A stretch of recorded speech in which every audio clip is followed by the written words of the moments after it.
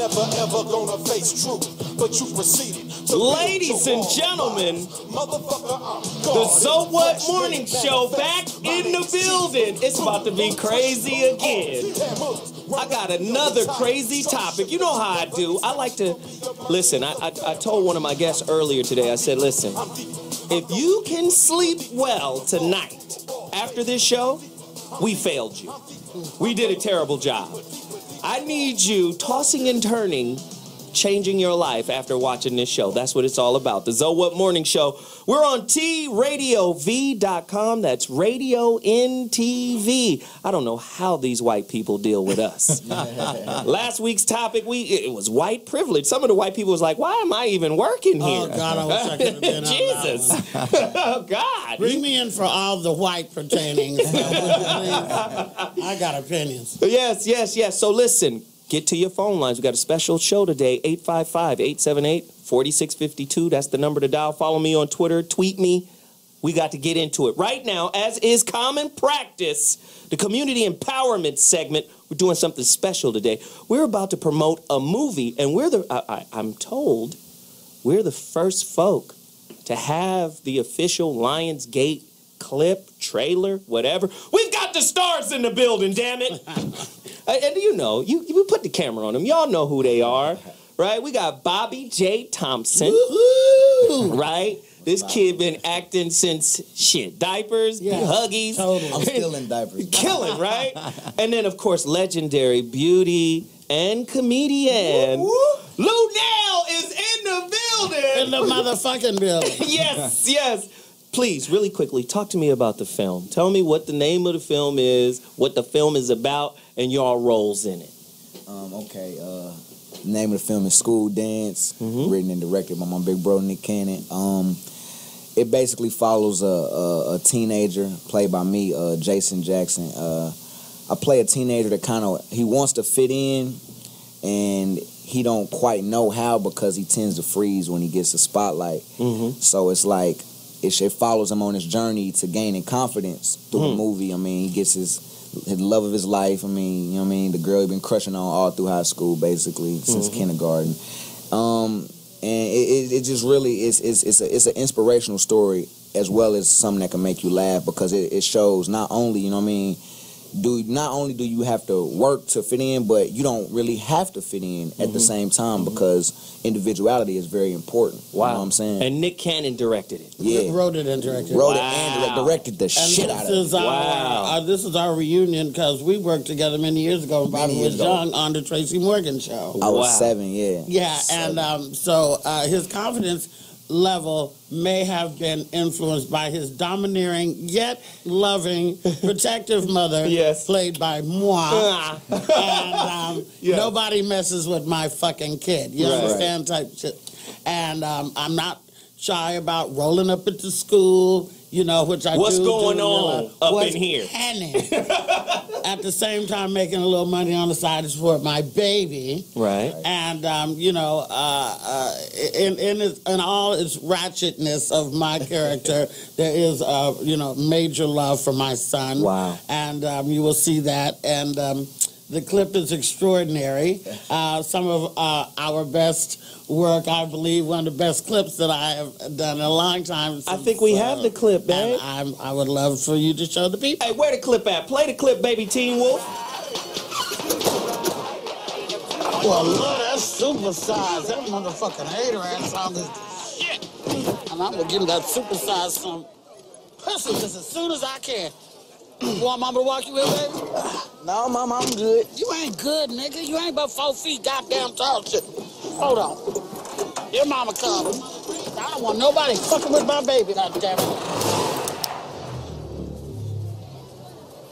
Ma! I protects my baby. Come on.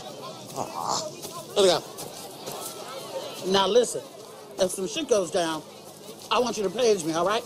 Ma, don't nobody use pages no more. We got iPhones. Man, I know what's going on in these streets. Scott, tell a bit. Ma, I promise I'm good. All right, well, listen, I got to get to the motherfucking church anyway. Go on in there and make mama proud. Learn something. Give mama a kiss, though, baby, before I go.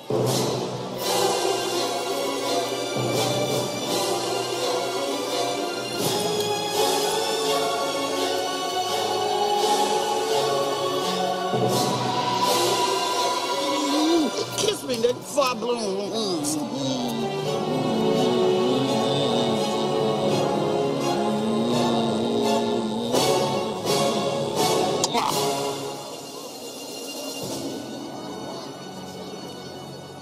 I love you.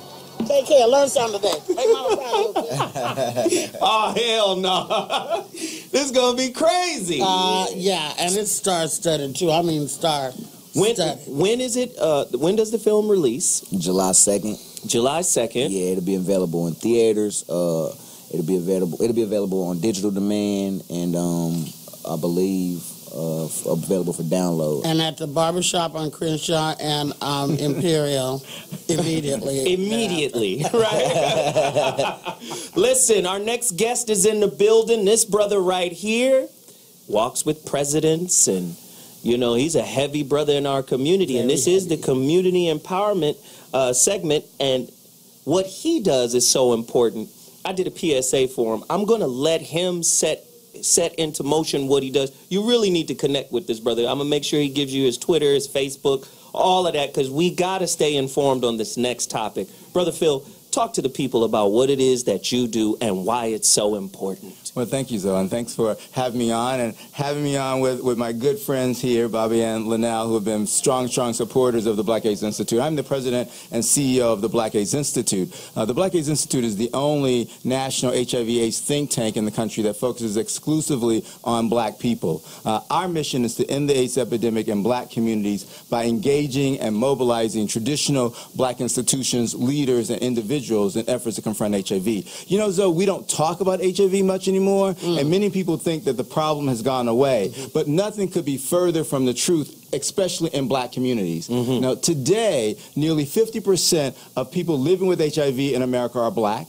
Nearly 50% of the new cases are black. You know, these are folks in our communities. You know, when we talk about AIDS among women, nearly 75% of the new cases among women are black. So no matter how you look at it, our community is being disproportionately impacted. And the Black AIDS Institute is on the front line fighting every day, day in, day out, to make sure that folks in our communities are getting the word, that folks are getting tested, and folks are getting treated. How do they find you? Okay, our website is www.blackaids.org.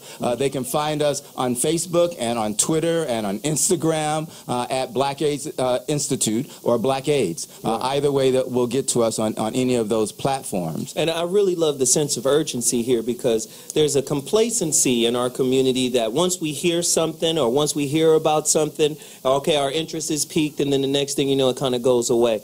So the reaffirming of this information is far too important. Once again, ladies and gentlemen, if you don't know who he is, you know now. Go to the website. Once again, what is it? It's blackaids.org. And we have an event coming up that's really, really important. We're celebrating, believe it or not, our 15th anniversary. And so we're having a mega Heroes in the Struggle gala reception and awards presentation on May 20th, Tuesday, May 20th, at the Directors Guild of America. I'll be there. Great, fantastic. We're honoring Monique. Okay. We're honoring Jamar Rogers, who was on The Voice. And so it's going to be an exciting evening, and people can buy tickets. I got one question for you. Okay. Because of the stats you just, spoke, would you say that AIDS is a black disease? Oh, absolutely. AIDS in America is a black disease without doubt. And, and as that is so, we're losing resources to fight the disease. Calvin Rolock, the founder of the Black Fund, said, nobody can save us from us but us. Wow. And so if we're going to get rid of this disease in our community, and the thing, though, is that we're at a point that we could end the AIDS epidemic. We have better diagnostic tools. We have better treatment tools. We have better prevention tools. We even have the ability to stop transmission and to stop acquisition. Wow. But black folks have to get involved because we don't have the information we need, and we need everybody's support to get us there. Wow. Black people's religion is apathy, it appears to be. Ladies and gentlemen, wow, we have to. We have to. We're going to take a quick break, but when we come back, we're coming into the topic. It's been crazy. Movies, AIDS awareness, it's going nuts. The Zoe Up Morning Show will be back in 2.2 seconds with the topic. I'll see you in a minute. Deuce. Ladies and gentlemen, the Zoe Up Morning Show back in the building with a heavy topic. You saw the promo. Jeff. Isn't that horrible? Jeff Brown. He know better. He know better. All right, here we go. Yeah. Today's topic is crazy. Everybody knows about Boko Haram and you know, the militant Islamic group that captured over 200 African girls from a school. But that brought a light on a bigger picture, and that is modern day slavery, human slavery today in the 21st century, 2014. It's still alive and well, and has been in one form or another for many, many years. And while we're pissed off that Donald Sterling still owns the Clippers, there are some bigger issues in the world that are going down, and I'm here to challenge your beliefs and concepts on it. Today's topic: the modern day slave trade, an intriguing look into slavery of today, today's slavery, and we're going to talk about all about it. But before we do, I'm going to introduce everybody, and then I'm going to ask a couple of questions. To my left, my road dog. He's got Rottweiler baby hair. You know, he's my good friend, Geoff Brown, comedian extraordinaire, and he's always late. Welcome to the show, Geoff. Wow, how did I get to be always late? I was on time today. Wrong. It's fine. Look here. It's I'm just here par now. for the course. Yeah. Let's live in the now. Can we live in the now? Were you prepped for the show? Did you even know the topic? I did. No, you didn't. I did. Oh, that's right. I called you earlier. Yes, and I'm working on the power of now, and I'm here now. Okay, Eckhart Tolle. Good job. Thank you, Geoff. Pass the mic back to Lunell. Lunell, of course, is in the building, comedian and beauty extraordinaire. We have to speak on her gorgeosity. The truth will set you free. Welcome to the show. And, of course, Bobby J. Thompson. You gonna have something to weigh in on this topic, young man? You seem to be pretty wise. I'm a very wise young man, so yes, I do think. Indeed. I love it. I love it. Some type of way the way you said I love it. I love it. Numbers, CSI star. This is the homie right here. Eloquent, intelligent, talented, the whole 9 yards. Alimi Ballard is in the building. What up, Alimi? What's up, fam? Yeah, it's about to go down. Is that a decorative wedding ring you're wearing there, or is that? That's an actual wedding contract. Okay, well. Hey, I'm telling you. That's the end of our Her name is Lakeisha. Now, I don't know how far she can get on a resume with the name. But when you put doctor in front of it. Thank you. There you go. Dr. Lakeisha Summer is in the building. She's our resident expert on human trafficking. Good. It's going to get crazy up in here. And then, without further ado, Lord have mercy. one of the most disgruntled motherfuckers.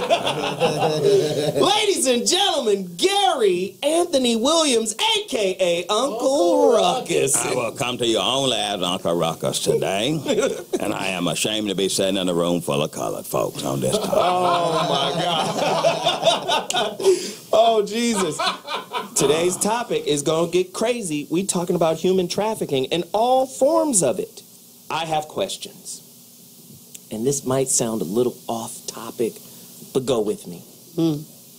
Did President Woodrow Wilson know in 1913, when he signed into law the Federal Reserve Act, that he was sentencing all future Americans to become debt slaves? Hell yeah, he did. Did he know that?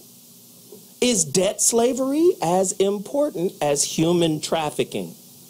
Maybe we don't pay attention to it. We just pursue the almighty dollar, but we don't know it's a debt trap. Do we know that? I mean, maybe that's a tough question, right? Are there certain levels of slavery we're cool with? Like the NFL Combine?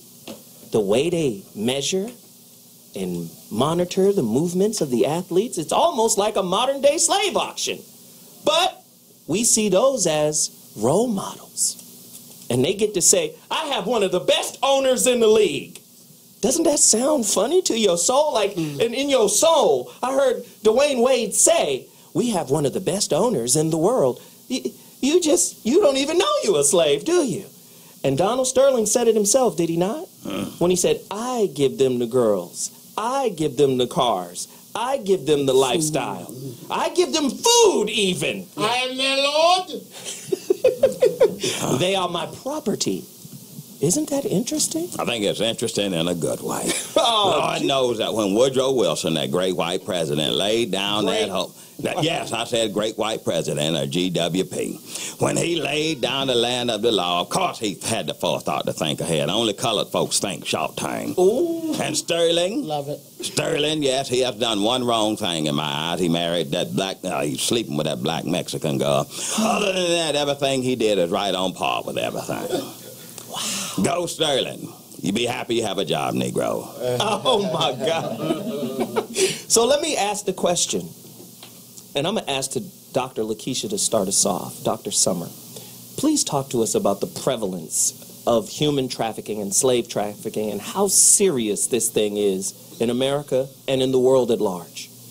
It's quite serious, and it's a topic that deserves far more discussion than what it's getting. So thank you so much for having this show today. The numbers are difficult in that the method, because it's a criminal enterprise, is underground. We really don't know exactly how many people are caught up into modern day human slavery. You see numbers anywhere from 20 to 40 million people. And that's America. Including America. Every single nation on this planet is impacted by human trafficking. Wow. And so we oftentimes will say what we would have done during the transatlantic slave trade. You know, what side of history would we have been on? But it's happening today, right before our eyes, and we need more abolitionists to be a part of this movement. We need some Harriet Tubmans in the world right now. Absolutely. Seriously. Lunel, your thoughts? Well, we're just at a serious lack of people standing up right now to do anything.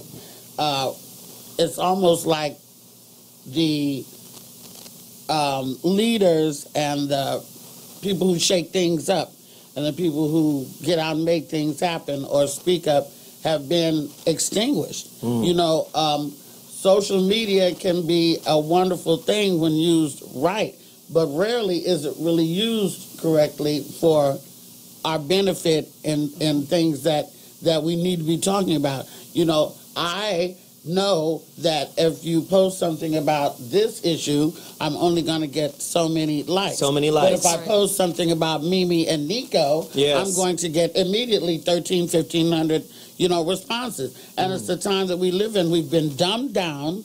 People have been shut up. Everybody's scared of the white man, like they're going to get beat up in the streets.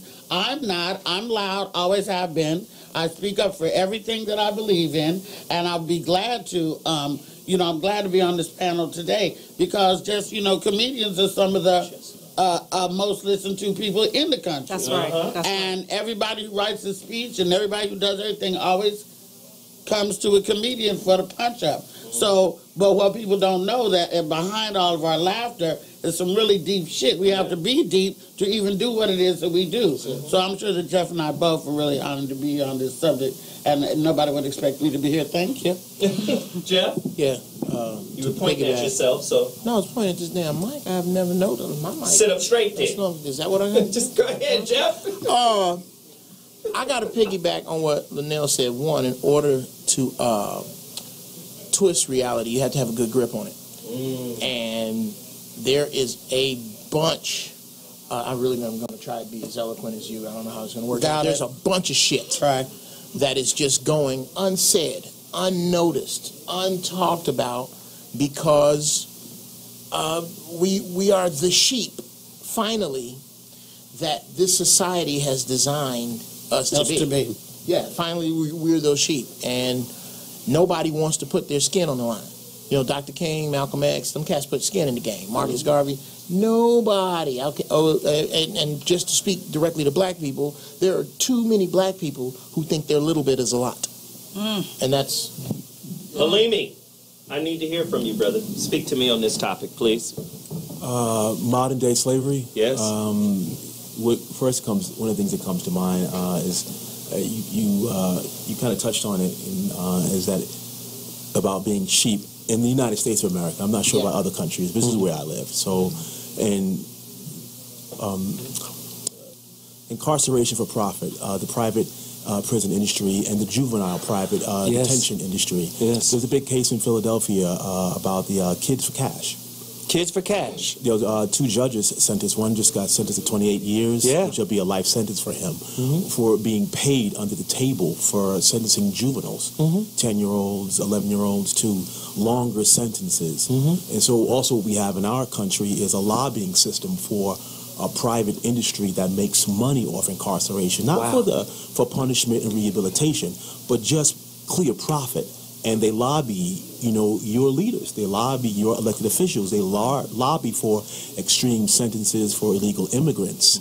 And they lobby against when people want to propose a bill to decriminalize certain offenses. And that's why you see in our country the last 20 years such long sentences. Our prison system has the gross amount of people in prison for non-violent offenses. Yes. And that is because a prison system is making money off of the time you were there. Yes. And they charge your state a fee, and so that means you're paying for it. So they're lobbying your leaders and your judges paying some underneath the table. Now these judges went to prison, and I was happy to see that, but I'm like, who paid them?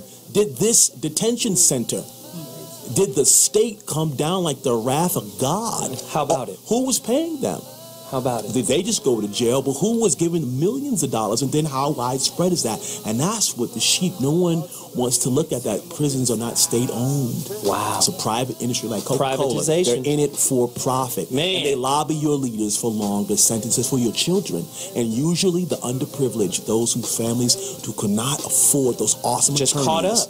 that can get you out and make sure you get your due process in the court of law. Just caught up. So Ladies and gentlemen, slavery. Crazy.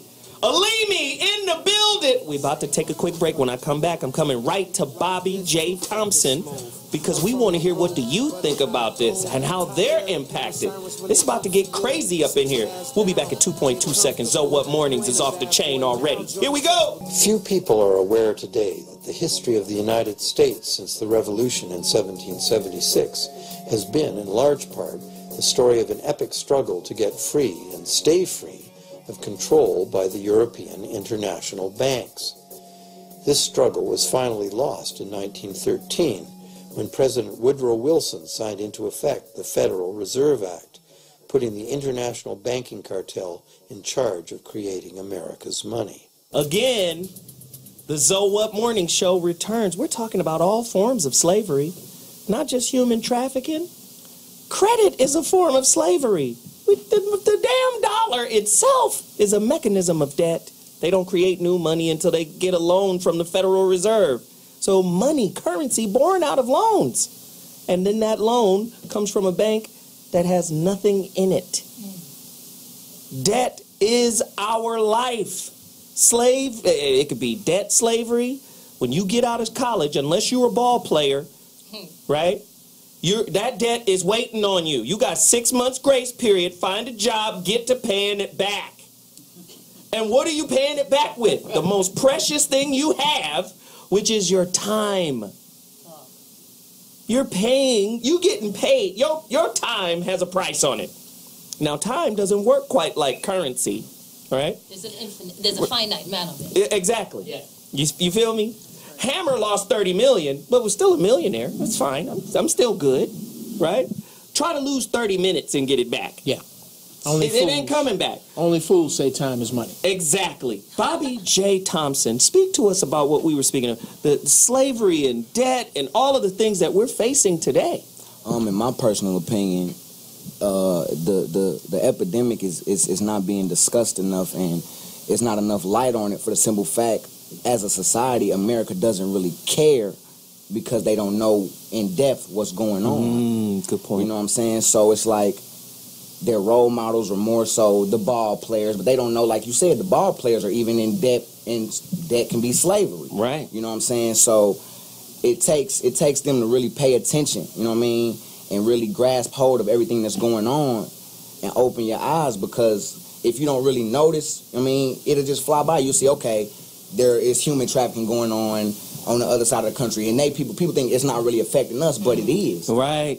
As a community and as a society, as black people, you know what I mean, and it's just, as black people, we're being, I'm trying to see how I can put this, it's like we're being belittled, you know what I'm saying, in a sense, because most people don't really care what's going on with us, and as a society, why should they? Because we don't care.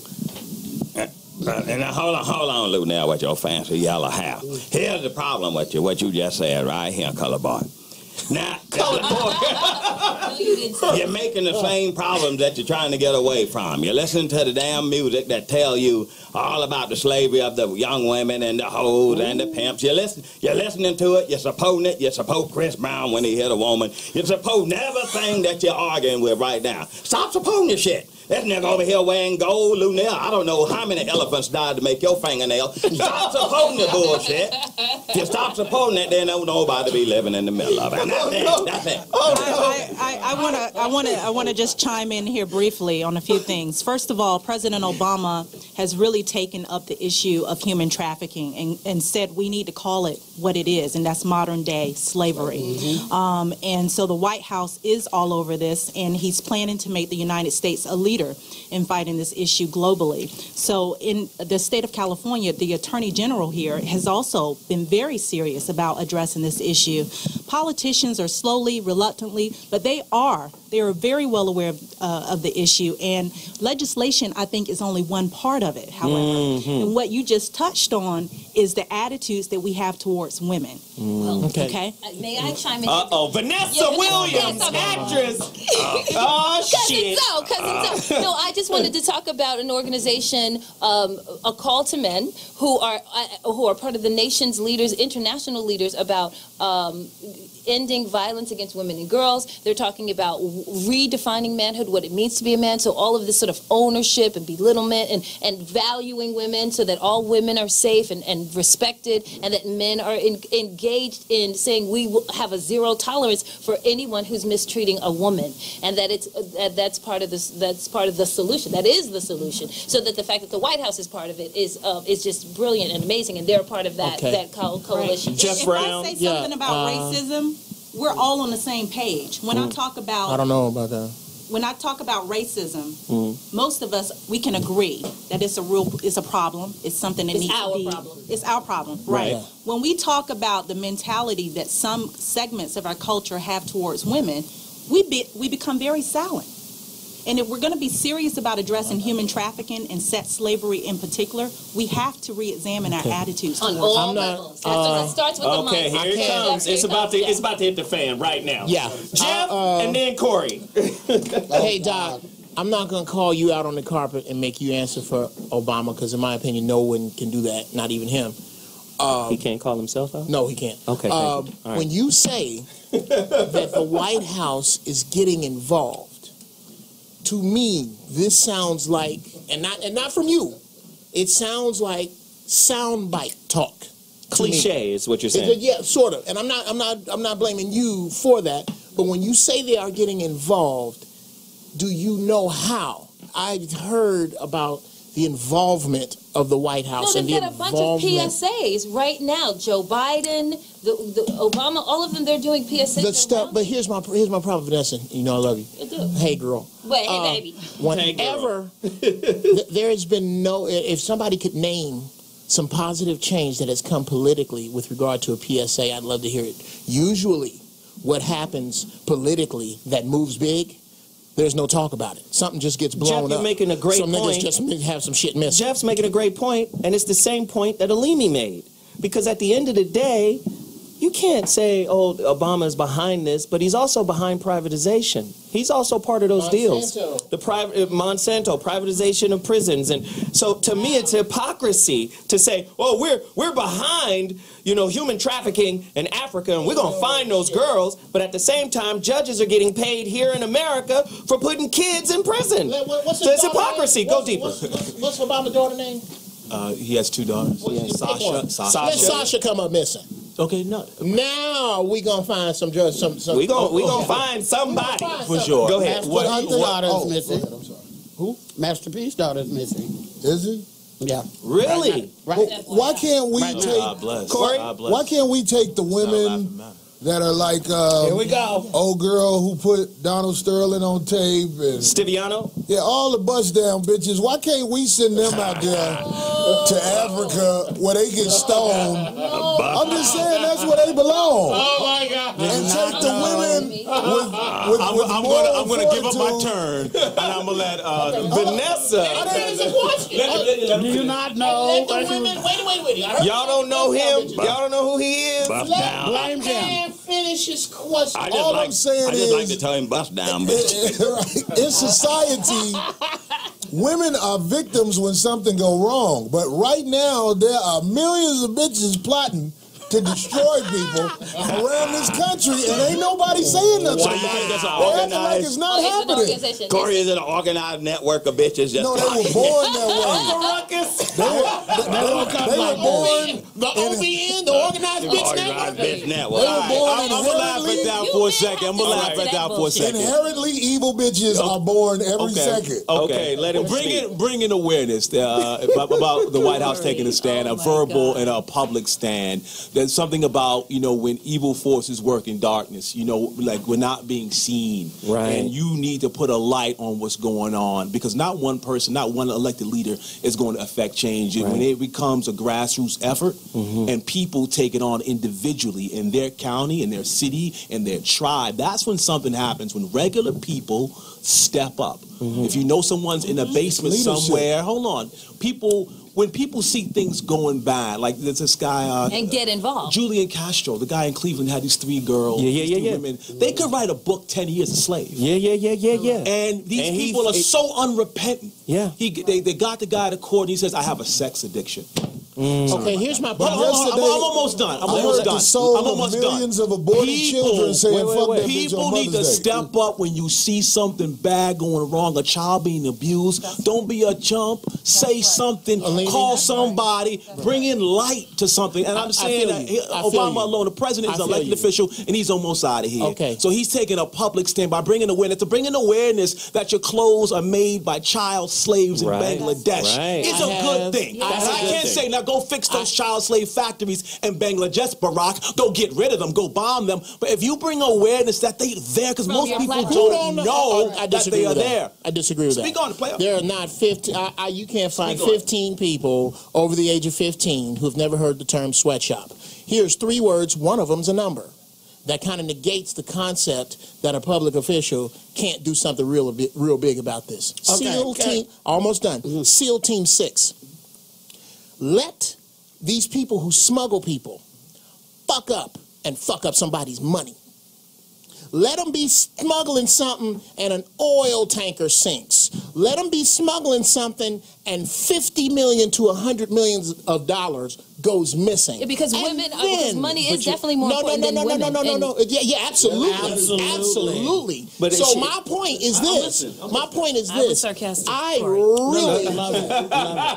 really could give a flying rat's ass about what any politician says. I need to see some blood. I need to see some people come up missing over this shit, and then it'll change. Okay, you know what's interesting? Hold on. As usual, the men are trying to dominate the conversation. Hello. We're supposed to. Pump your fucking brakes. We're supposed to. Like Chris Rock says. Go ahead, we run the world because we can knock your ass out. Lunel, First take of us all, to break. what I need to say is I have an 18-year-old daughter who is in school, in a charter school, okay?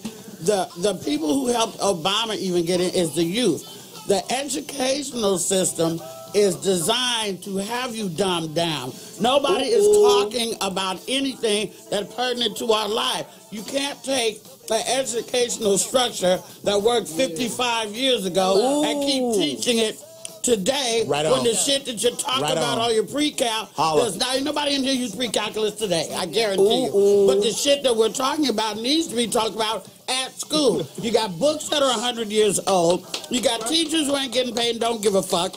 You got kids who don't have an attention span that's longer than 6 seconds on Vine. You got parents that just got off crack 10 years ago, and nobody gives a fuck, so nobody's creating anybody who has any fever to go out and make new leaders anymore. It's by design. It's genocide. It's bigger than the motherfucking slave trade. It's the whole genocide of our whole fucking Everybody talk about everybody but Good white stuff. people. The real enemy. Oh, shit. We got to take a break. Oh, no, he didn't. We're going to run up right there. 2 of them in the booth. Tick if the following apply to you. Has your passport or ID been confiscated by your employer? Are you accompanied wherever you go? Does someone always answer questions on your behalf? Are you forced to live and work in the same place? Are you bullied or shouted at? Are you physically abused? Does your employer make sexual advances? Are you denied adequate food, denied appropriate clothing, medical care, time off, sleep? Do your wages go to repaying an impossibly large debt? If you answered yes to some or all of these questions, you may be one of a not-so-exclusive club. You're a slave. No one knows exactly how many slaves there are today, but a global slavery index by Walk Free Foundation puts the figure at around 30 million. The scourge exists in every country, but 10 nations alone account for 3/4 of the world's slaves. Almost half are in India, where slavery ranges from bonded labor in garment factories to commercial sex exploitation. Next comes China, followed by Pakistan, Nigeria, Ethiopia, Russia, Thailand, Democratic Republic of Congo, Myanmar, and Bangladesh. Many of the enslaved are trafficked into prostitution, but far more are forced into manual labor or domestic servitude.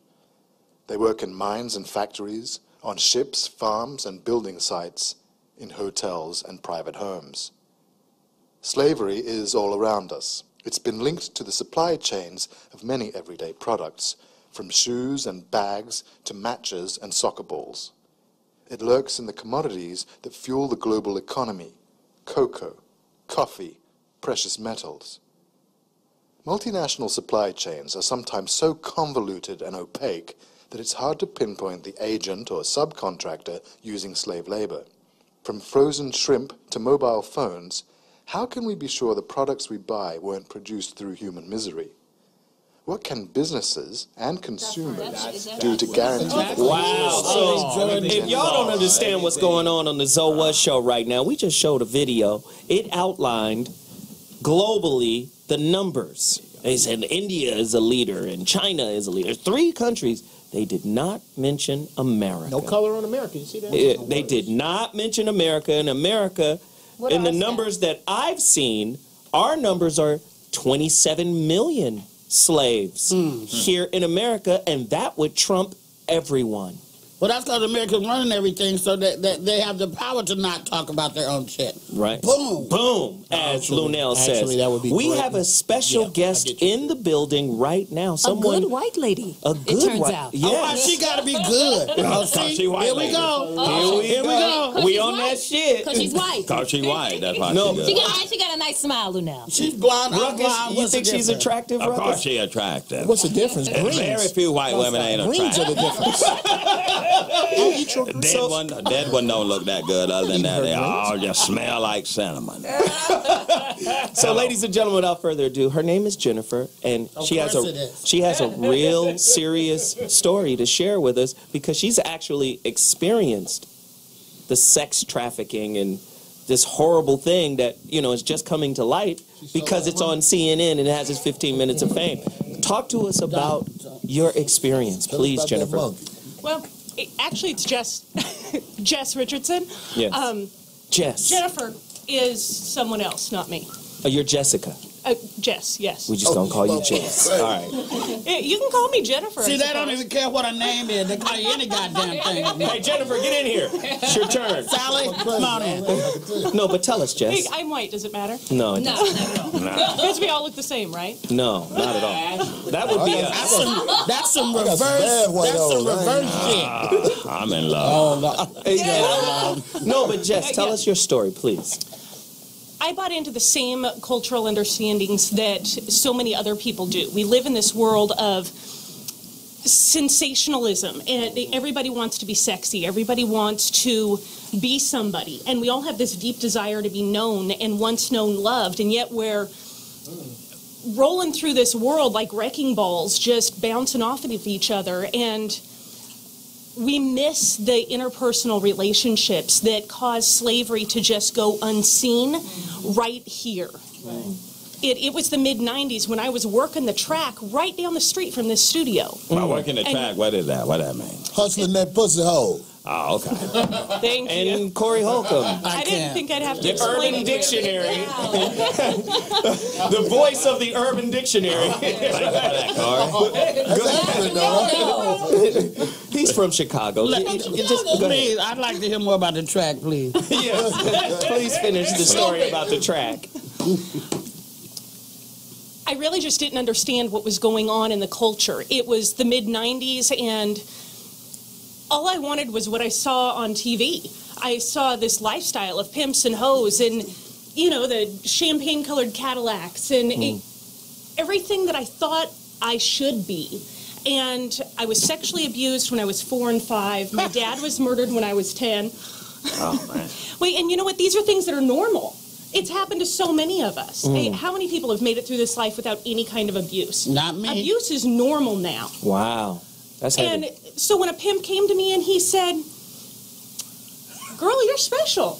You're beautiful. And you can be somebody, you can be anybody."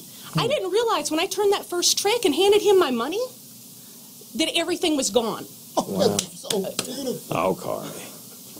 What is wrong with Corey? I don't know, but I'm excited to hear what he's got He to needs say. to be sedated. That's He what's needs to wrong. be sedated. Thank you. Corey never applaud at a white woman's pain. Go ahead, please. Right.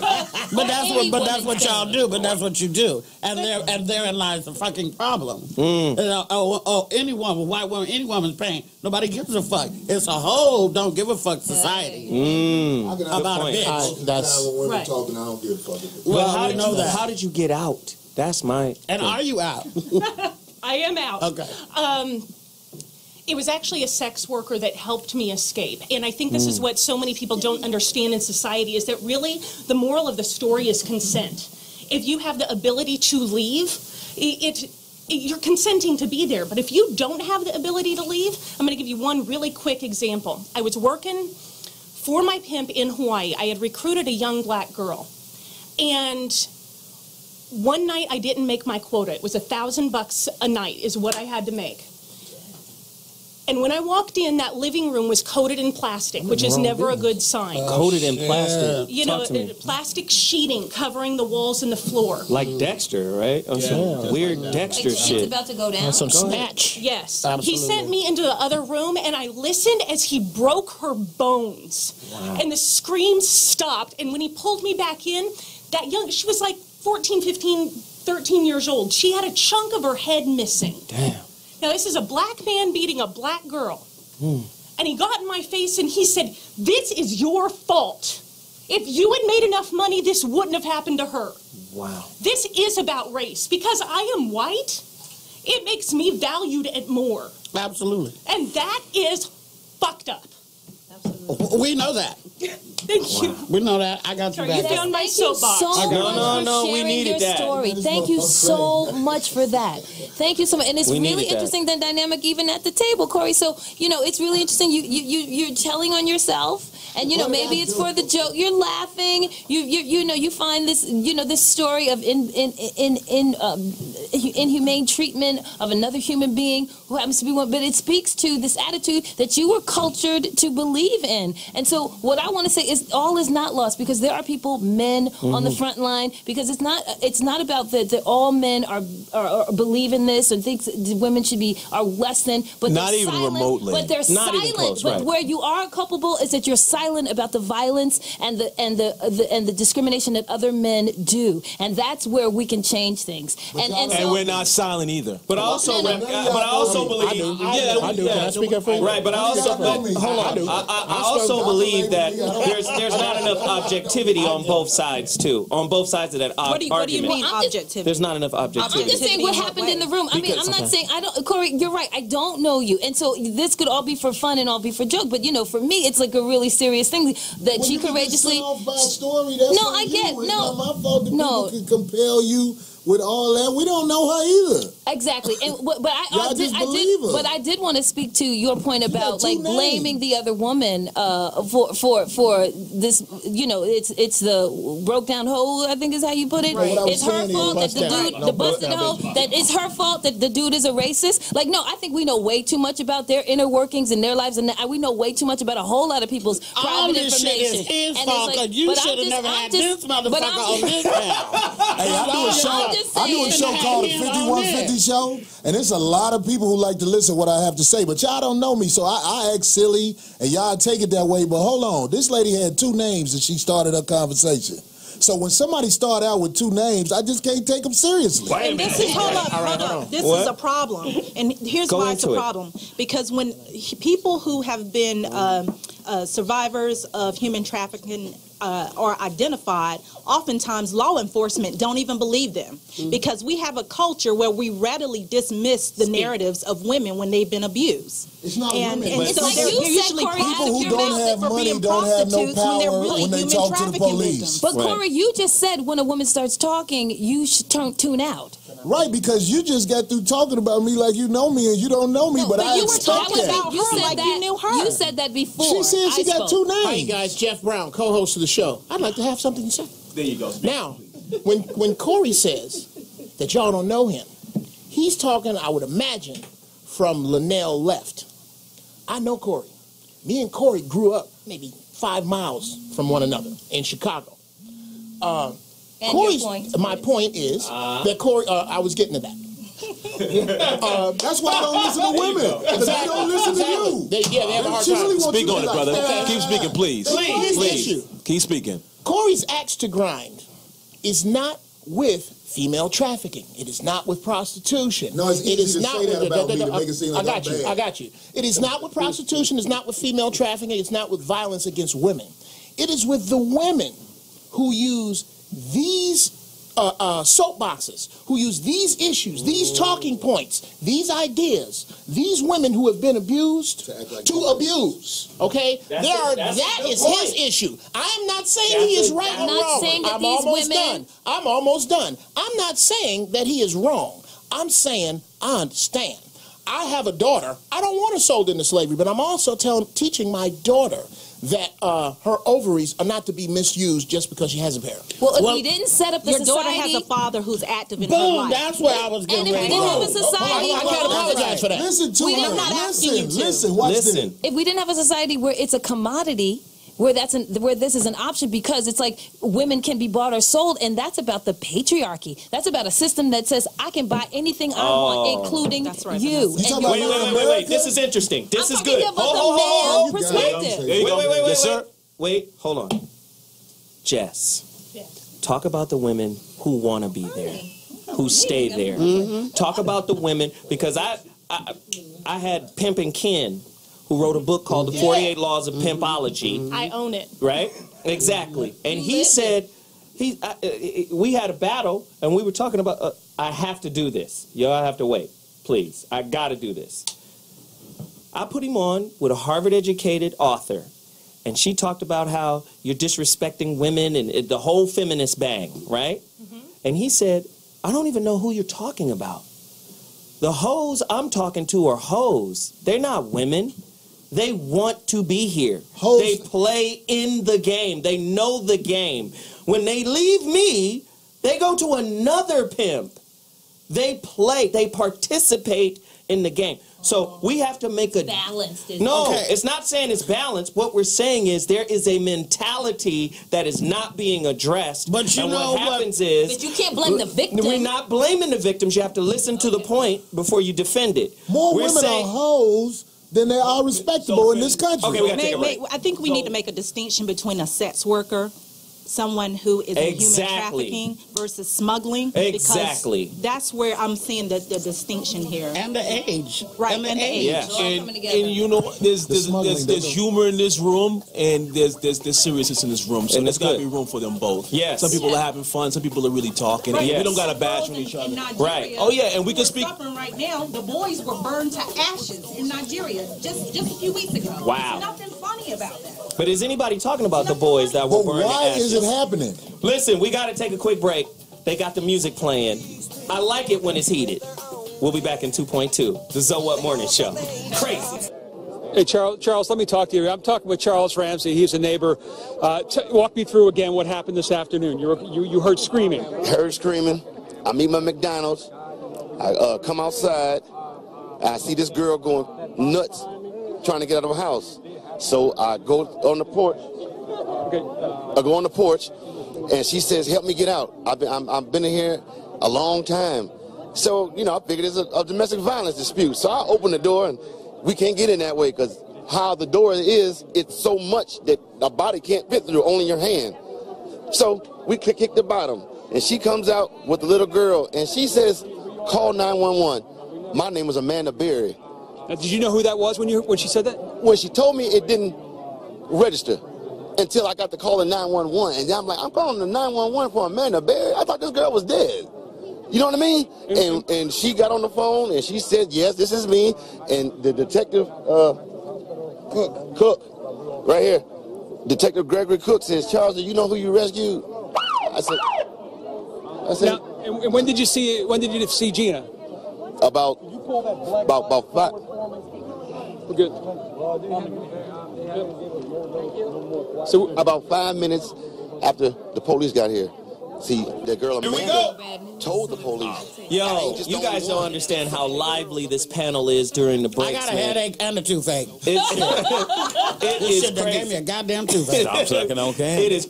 Stop sucking on candy. There's that. What would you have me suck on? You know. Yeah. Oh damn. Well, Listen. don't have no sugar. There you go. And there you go. Hey. Respect. If you're just tuning in, it's TradioV.com. That's Radio NTV. It's the So What Morning Show. We're not even going to phone callers. We're not even going to deal with it. We got enough people in here dealing with stuff already. One call, and that'd be Again, it. something you got to think about. $34 billion a year. This is the third largest criminal industry in the world. Third largest outside of drugs and guns. It's human bodies. Little pussies. And as I started the show, I don't like the cliche of bring our girls back, do this, do that. I don't like that only because at the end of the day, there are levels of slavery that we ignore every day in our everyday normal lives. Then to turn this into a campaign, but acquiesce to the others, knowing this is the difference between, this is why I say, don't call people stupid when they're really ignorant. Because the word ignorant means to ignore. It's a conscious choice to turn your back on all the other atrocities that's happening in the world and make this one your feel-good moment. Is that what ignorant means, or it means unaware? It means ignore. The root word of ignorance is ignore. How is it commonly used, though? But To it's be common- ignorant of something is maybe not to ignore, but to And it's not not know. even But to not know, but that's stupidity. When you don't know of something. When you don't know If I something. don't know what you're doing in the other room, doesn't make me stupid. That makes me unaware. No, that of means what you don't you're know. doing. It makes you ignorant It of makes the me fact that what's going on in the unaware other of room. what you're doing in the other room. It Not means you stupid. don't know, but when you're ignorant of something, because there are a lot of things we're ignorant of that we consciously choose to ignore. Okay. And I'm talking about the other levels of fucking slavery that we just act like it's all good, but then we want to turn this into a feel-good moment to feel like we're doing something. Well, I think For me, we have to categorically disagree with that. But listen to what I'm all saying. valid. I'm listening. Hear my I'm just point. saying I Hear my disagree. point. Please. And you can disagree. That's fine. Yes, sir. It's just like when we buried the word nigga. My whole point Where's that was. buried? Where's that buried? So hear my point. Where's that buried? My whole point is Where's that buried? we can bury a word, but what do we do about the mentality attached to the fucking word?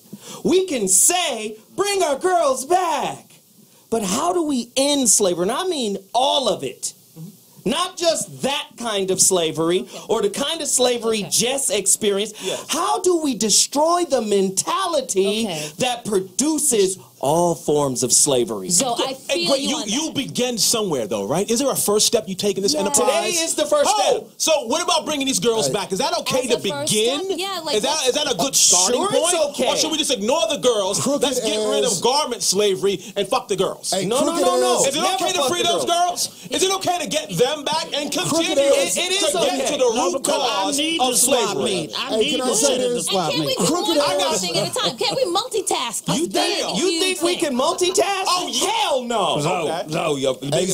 One at a time. Crooked ass Obama know about hundreds of thousands of villages that get destroyed every day while they out there You jacking mean by oil. the drones? I'm not talking about how many of them girls was missing. You mean by the fucking I'm drones talking about a whole that they village called of people, military-aged militants? They dead, and Obama noticed, you don't hear him talking about this, but he's sending off the weak by putting some on TV about some damn girls that don't nobody want nothing to happen to them, but this is what it is. But Obama know about a lot of more evil stuff that's going on in this world. The hell, he's fucking perpetuating some of the evil in the world. So you saying the president started to bring back the girls campaign? No, he didn't. No. Is that what you're alluding to? What are you saying? He got up there, the first one with the sign, the hashtag. He got that up in the war room to kind of get your mind off something. I'm not saying he don't know. Hold on. Hey, we all got that answer at the same time, damn it. I'm almost done. I would. Let me know when. Wait, Geoff. As soon as I'm done. I'm not saying. You let Alimi speak on it.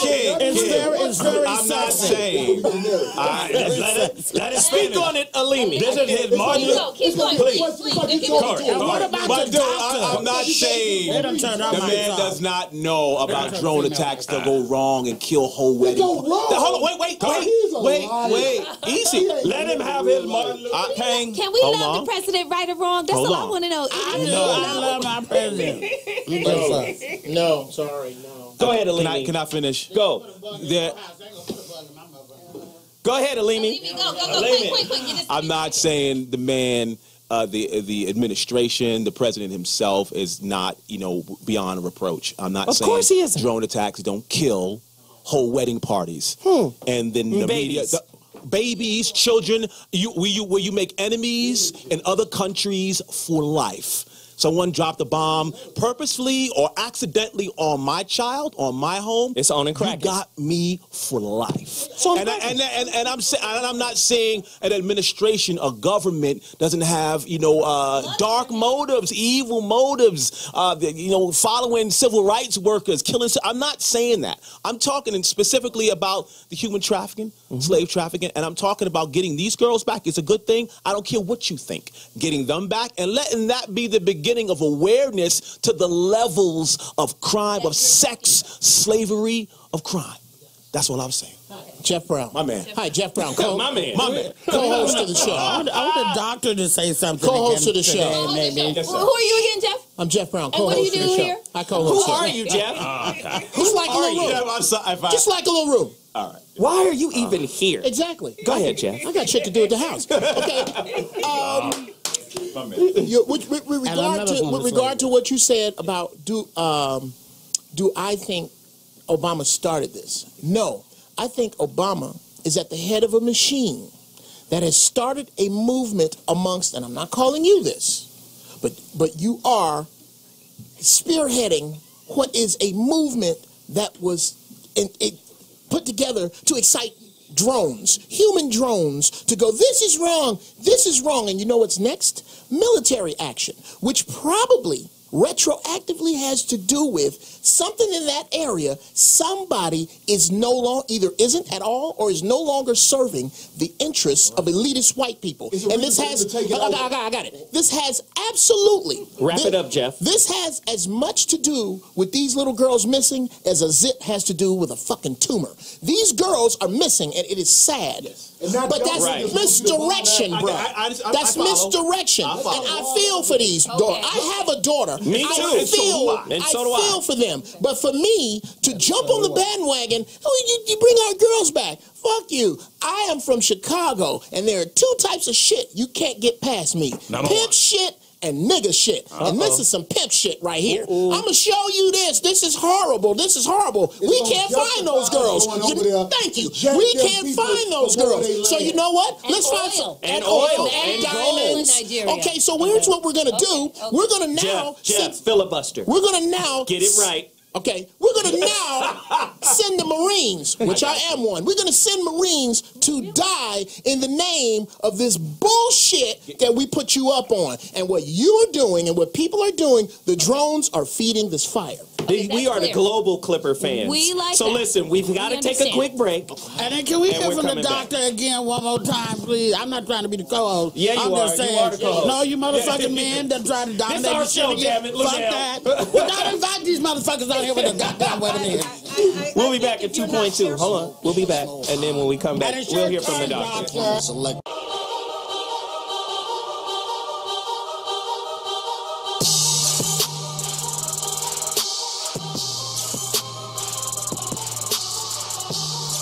Oh my God, how he has a rap career is beyond me. I don't get it. And he takes his shirt off. Oh my God, he looks like 50 pounds of chewed Tootsie Rolls with his... All right. Now, you are in white fashion. You know white boys always leave the house like they finna help somebody move. Enlist and defend the horrible hoes. There are some horrible people. And what you need to do is start policing your own.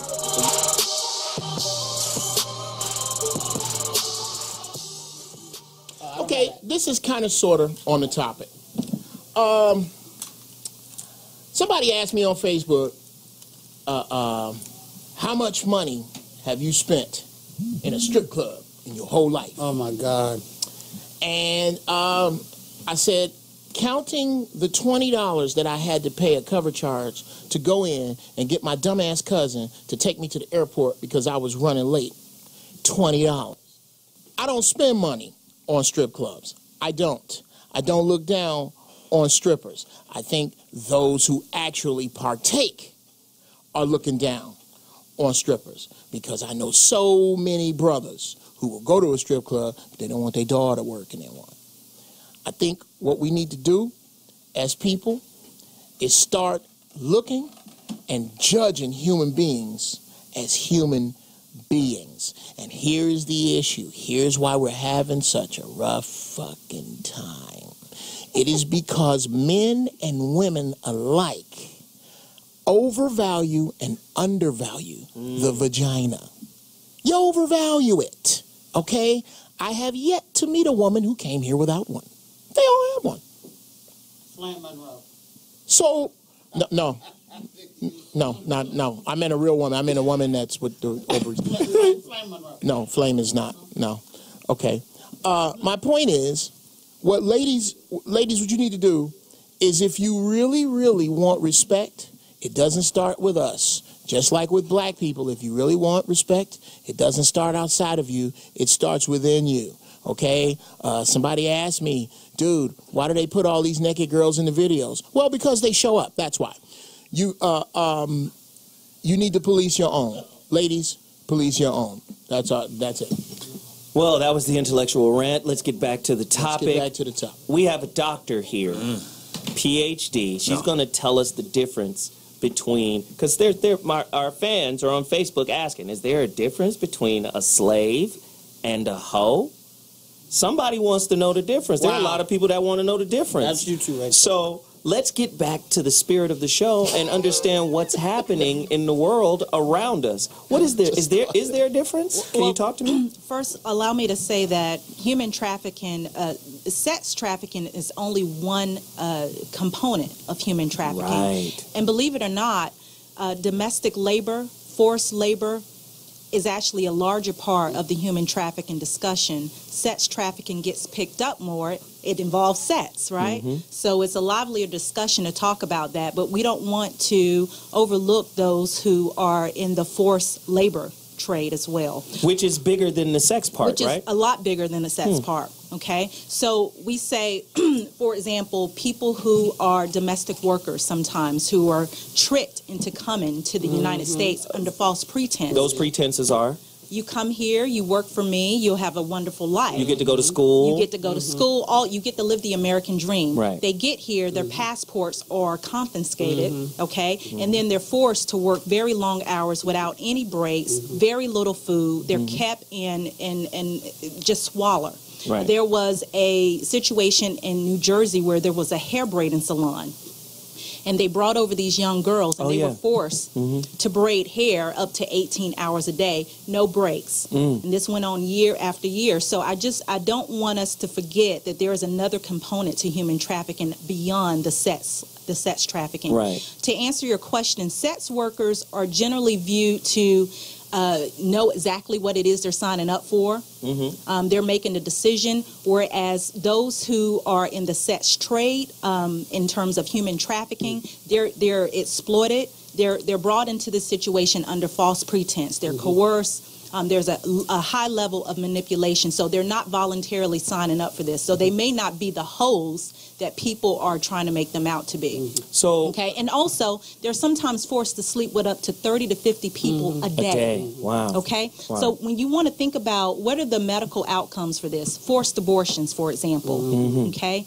Can you imagine not having any health insurance? They don't get to go to the doctor when they get sick. You know, you're talking about pelvic inflammation. I mean, the consequences of this, it lives on long after someone has been rescued. Right, and I think Corey and Geoff, what they were really trying to get down to is something that you just alluded to, and that is the domestic part of it. The domestic labor part of it is actually bigger than the sex part.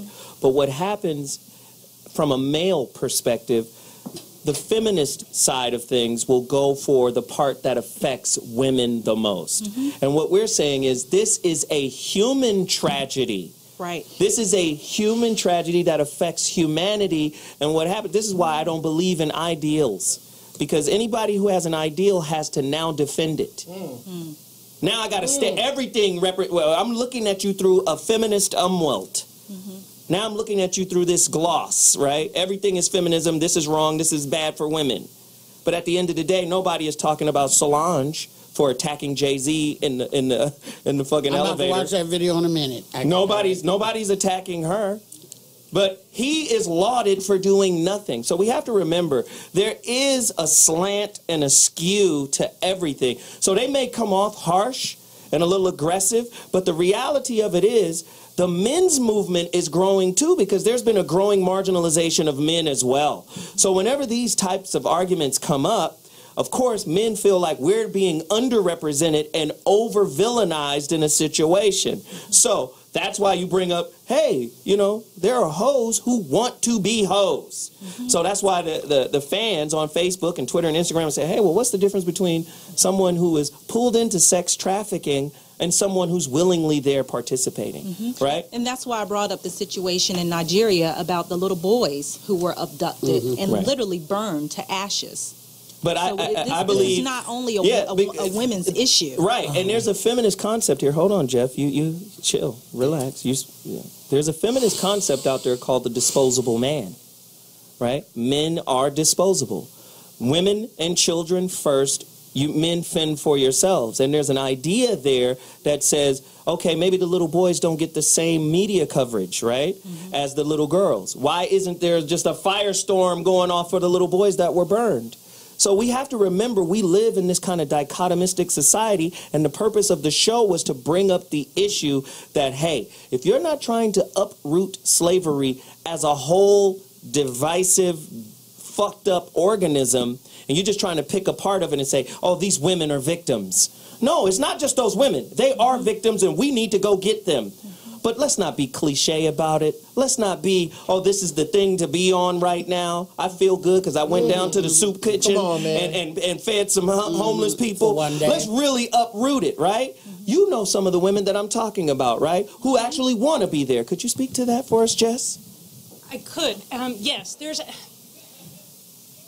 when we look at domestic violence, we see that women leave over and over and over again, and men too. And I think that's one of the biggest points that I've seen missing from this argument is I know men who have been trafficked. I know boys who have been trafficked. Yes. I know transgender individuals who have been trafficked. We are missing the bigger point that this is a human issue. It's not a women's issue. It's not a men's issue. This is a human issue.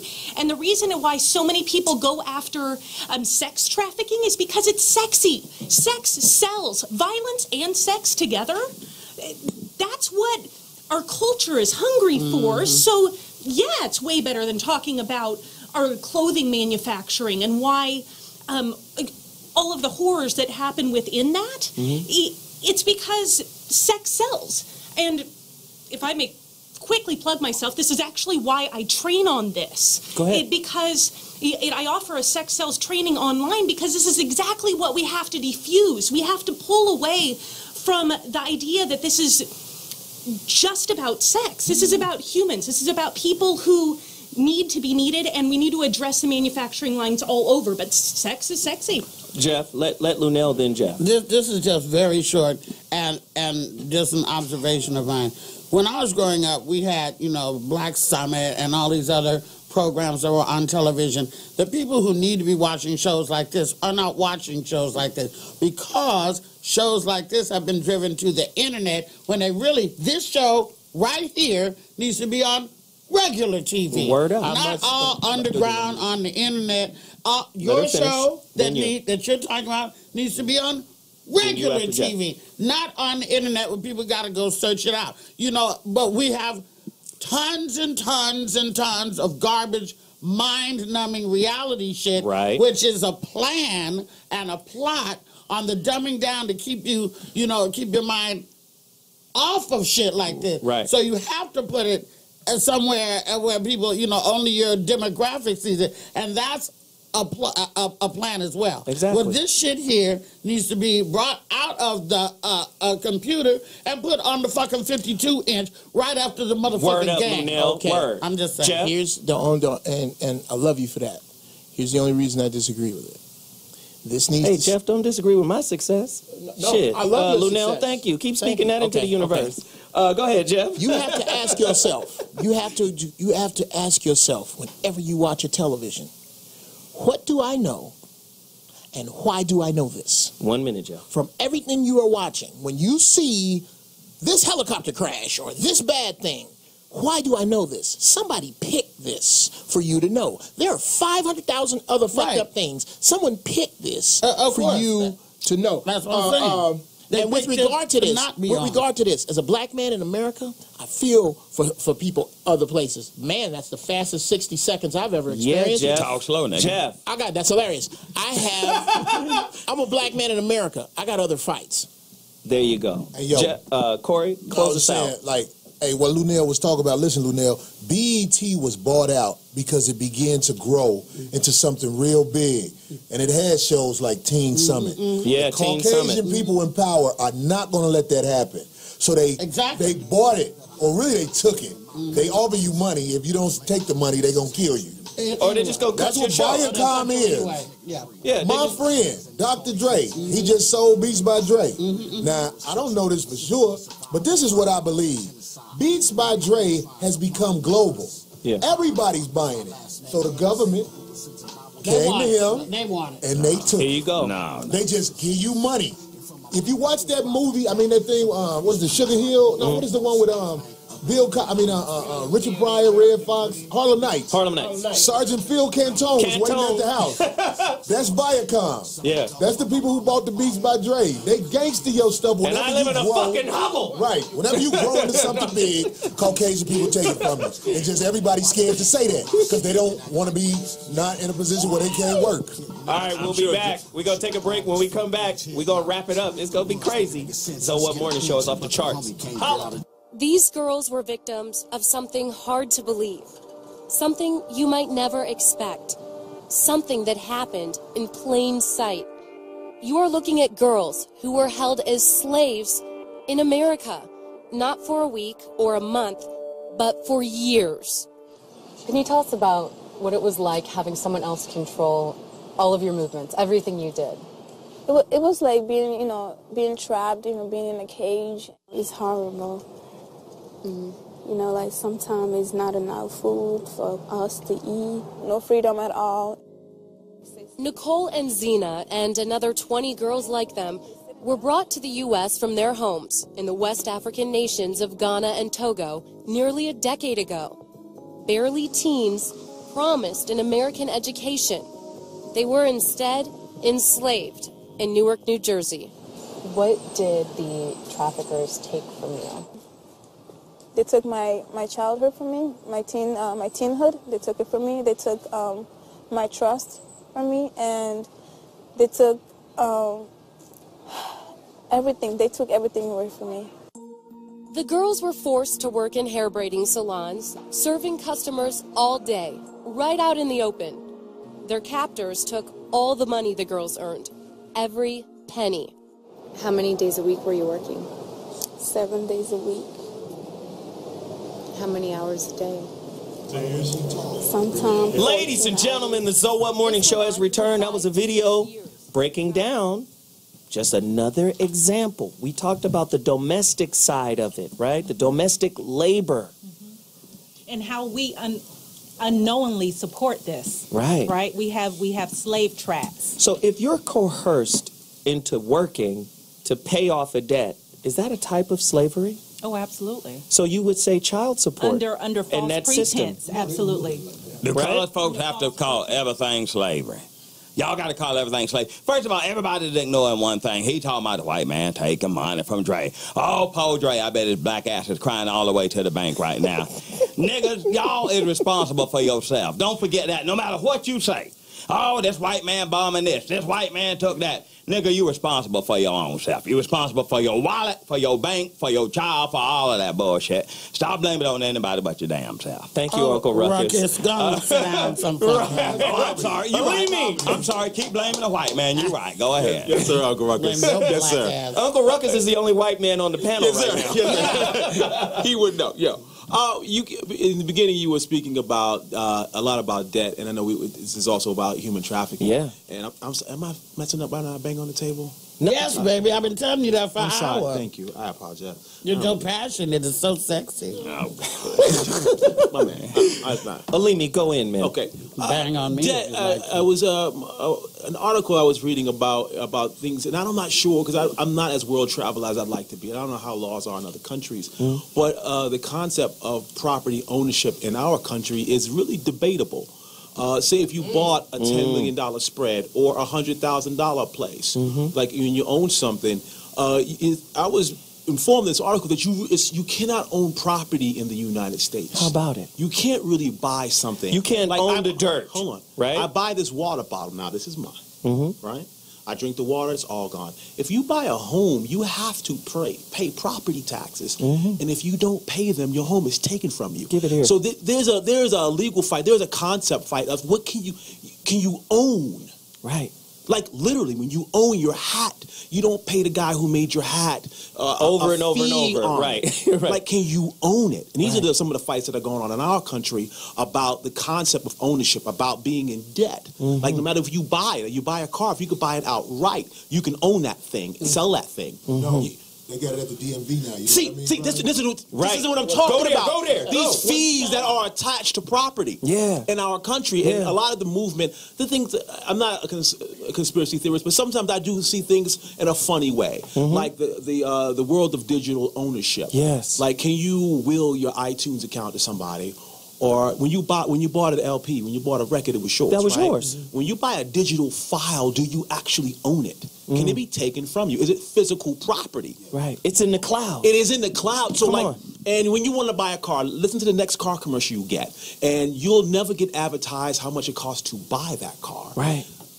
Go home, listen to the radio. You're only shown the lease price. Yeah. That's a rental. Right. But these are like words that I feel like the 1% gives to like the sheep. Right. Lease this car, then get a new one in 3 years. You will never actually own anything. You just People are rent it. leasing cars, and leasing cars, you're renting, and you're renting, and you're renting, and you're renting. So even if you do buy it, you still got to pay DMV fees. But this concept of leasing is lack of ownership. And when you get this old medieval system of lords and serfs. Yes. Yes. in my opinion, I don't want to call anybody out, but you get the lower class and you get the Walmart workers. Yeah. And America's, in my opinion, is being divided into the owners and big the chasm. Walmart, regardless of race. Now, this little race thing people play out, I'm like, stupid. Whatever. Right. Miss me with it. Classism. Go ahead. Money, yes. And who don't have it? You get the like Walmart workers to fight for this minimum wage nonsense. That's not just for the black folks. Everyone else is not going to get above minimum wage. No. Right. None of you motherfuckers get minimum wage. Right. We want to keep it low. Yeah. And there's these ruling class organizations, multinational corporations, but they feed you like, release this will be great, and you get a new one, turn it back in. I get letters, my car's about to be paid off. Like, get it back in and buy another one. I'm like, why would I do that? How about it? Can I own Been something? 5 years paying it off. I don't want to go get another rental. It's funny we talking about it. It's set up not to work after a certain amount of time. This I am aware of. Now they making it where you can't keep There's a systematic thing. So this thing about debt, about ownership, it's a big concept, and people are fighting it, but you don't hear a lot about it. Right. And I believe that's the spirit of this show. Y'all don't see the irony of him sitting here talking about I want to own this when you're talking about a show about slavery. What the fuck you want? Do you want to own something or not own something? You want to be owned or not be owned? What do you want? I want to own something. Because the whole time you've been saying this guy owns this guy's responsible for that, he's selling over here, but I want to own my shit outright. You need to make a decision. How much do you want to own? How much do you want to be on, color man? Oh, shit. So when we talk about the people who are most vulnerable for being induced into the human trafficking, it is people. You're talking about classism. This is a war. This is the war. And it's global. And it's not only outside of the black community, by the way. Right. Please. And so I think we need to be cautious. There is a racism component in human trafficking. Absolutely. The class issue, this is about money. Right. And the people who are at the lower tiers are most vulnerable. They have fewer life opportunities from the womb throughout to death. They have fewer life opportunities, and so it's much easier and more susceptible to buy into the game. That's right. Exactly. That's right. But we cannot confuse classism with slavery.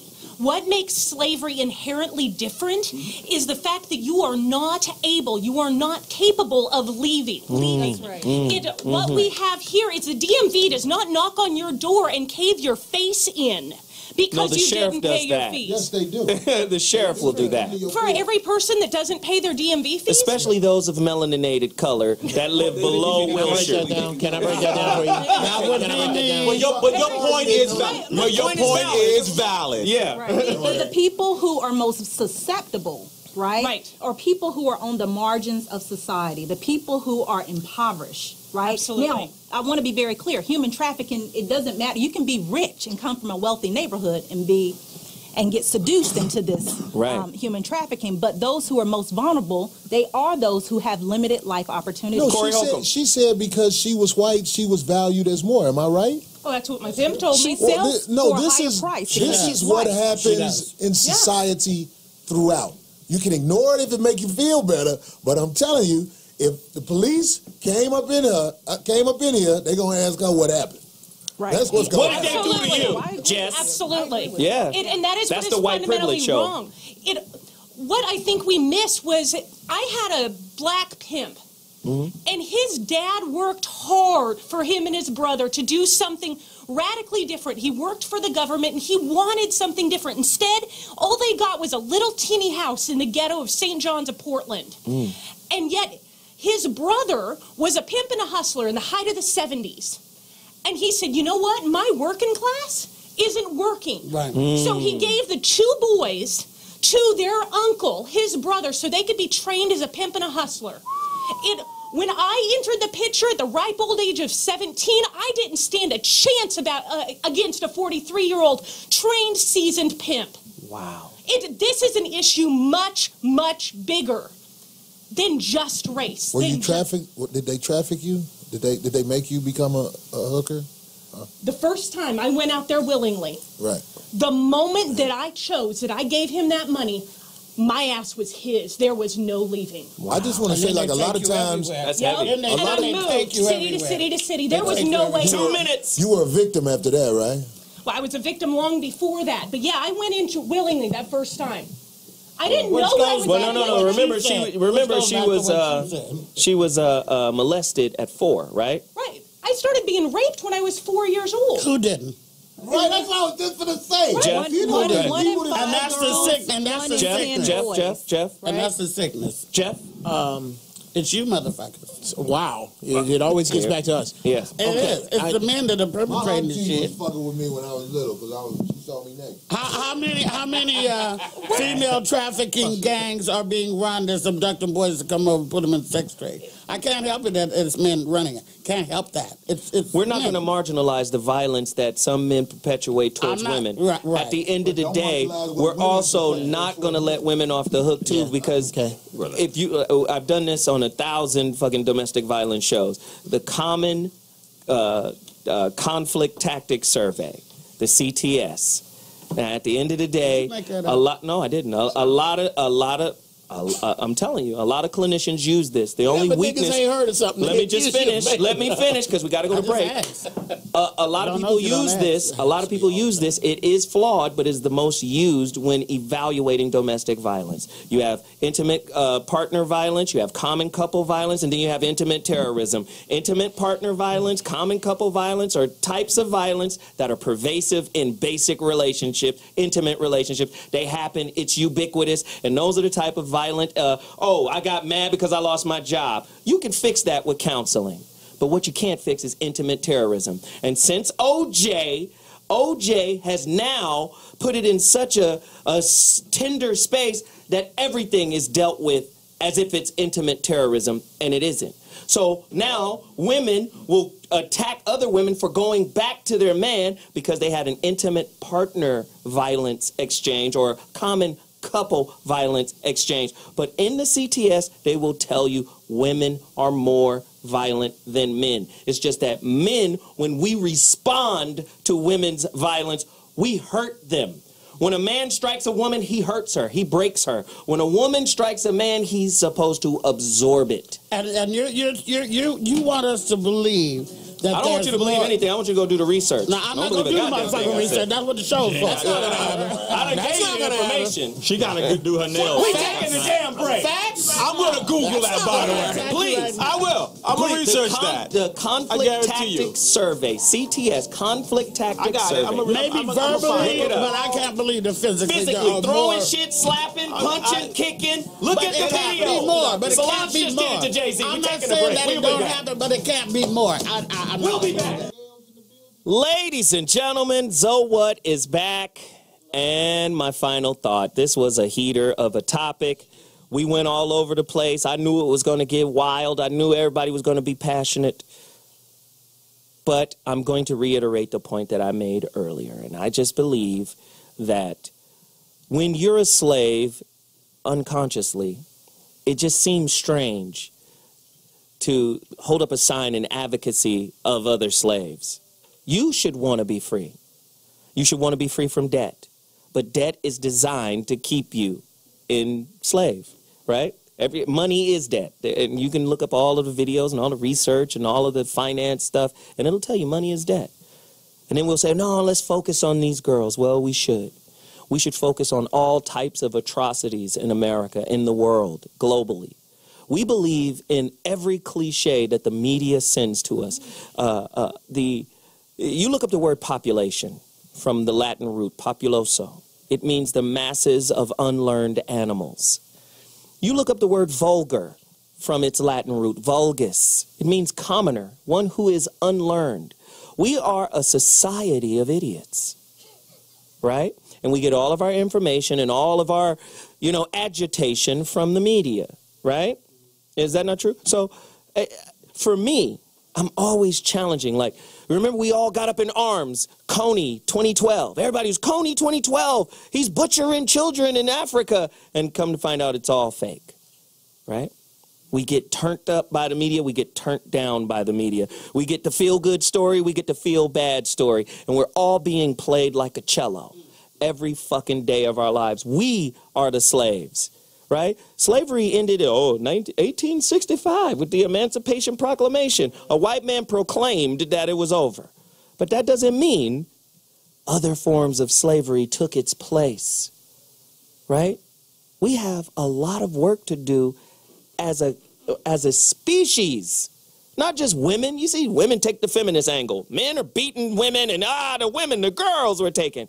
Yeah, but you look up the name of that damn terrorist organization. Look up what it means. Boko Haram. Haram in Arabic, unlawful. They had a political purpose. And if you're watching the news, they've delivered the girls back, or they've at least proposed 100 and some of them to come back. They were converted to Islam. They dressed in Islam. But we want political prisoners back for these girls. What is the purpose of Boko Haram? Right? These motherfuckers are saying, fuck westernized colonization. Fuck Western education. And then we turn it into, oh, we need to check out the girls. Yeah, we do. If my daughter was there, I'd swim to fucking Africa and find them motherfuckers and go hard in the paint.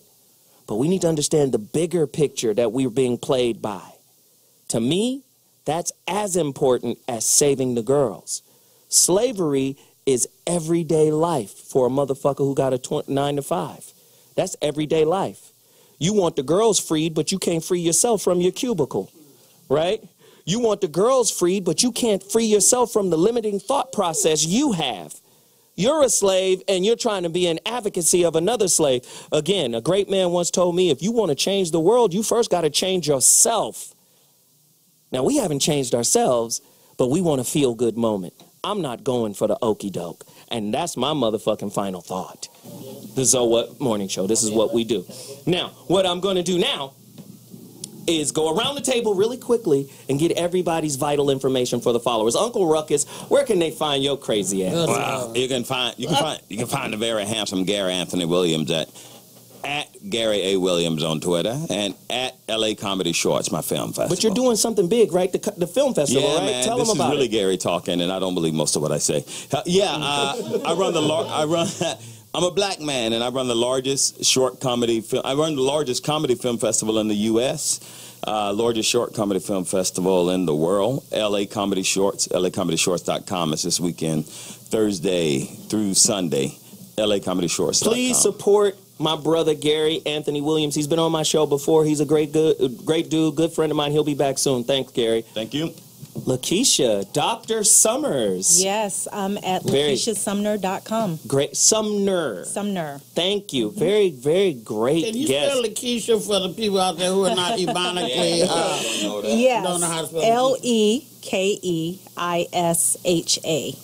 Excellent Very guest. ethnic You are name. more than welcome to come back to the show anytime. We need your insight, your intelligence. You are a perfect example of where black women can go. And she fine. Awesome. And she fine. Awesome. We really appreciate you. Good looking. And Jess, talk to us. How's your life? Are you okay?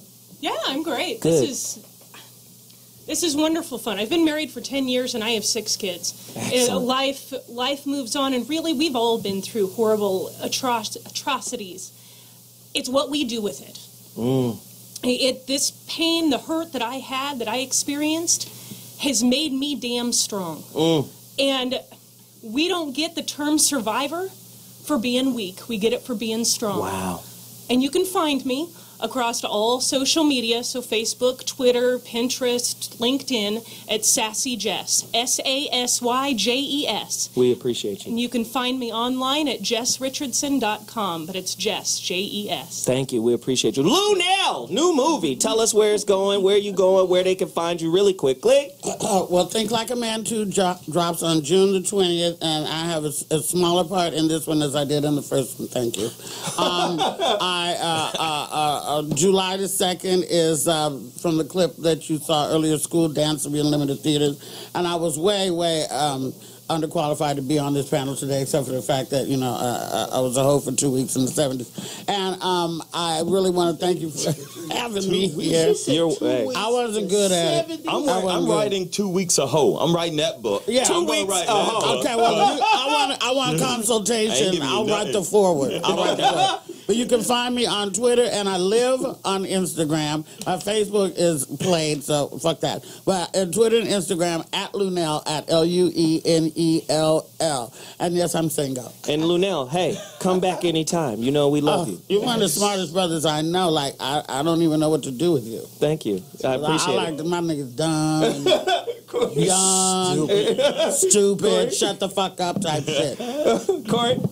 Where are you, man? So I just wanted to say, if you really think about all this stuff like that was happening, what Zoe was talking about with that different types of domestic violence and shit, all these laws were put together after that OJ shit. But I just want everybody to realize the common denominator in all this bullshit. What is it? Like in Rosewood, what happened?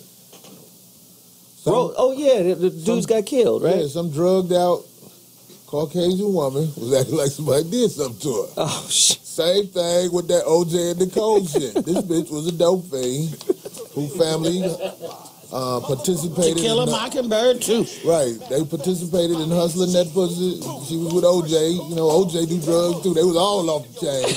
I just hate when people act like they victims and shit like this. We need America to understand that bitches are in abundance in our society. Wow. That is all I'm trying to say. There's a lot of bitches out here. I can walk from this street to the next light and I can buy some pussy from a lost bitch. But anyway. Where can they find you, man? Is bitch heavy out there? Hey, where can they find you? You can hear these type of thoughts if you go on Twitter at the Corey Holcomb, at the Corey Holcomb, and come learn. Well, actually, I call it unlearn. That's what's up. Unlearn from Corey. And Geoff? You find me back here next week. Fuck it, I'm not even...